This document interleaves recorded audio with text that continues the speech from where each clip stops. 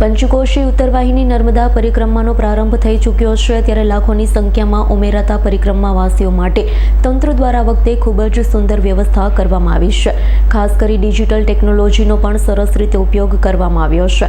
કર્મચારીઓની ટીમ સાથે ડિટેક્ટર હાઉસના મશીનો ગોઠવવામાં આવ્યા છે.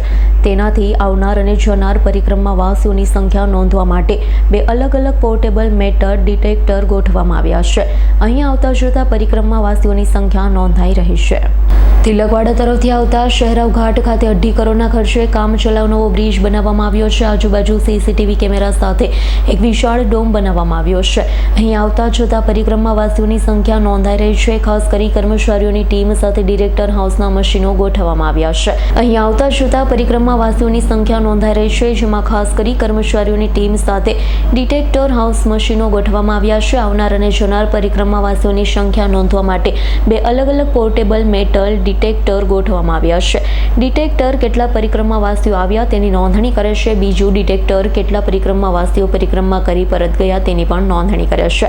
ગેટમાંથી પસાર થાય ત્યારે તેનો અવાજ પણ આવે છે. શનિવાર અને રવિવારની રજામાં અને સોમવારે 3 દિવસમાં 35,000 જેટલા પરિક્રમાવાસીઓ મુલાકાત લઈ ચૂક્યા.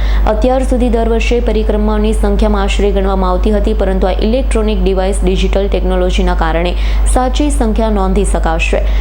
પ્રવાસીઓની સંખ્યાના કારણે તંત્રને તેની વ્યવસ્થા કરવાની પણ સારી સમજ પડી શકશે, તે હેતુ પણ પાર પડી રહ્યો છે.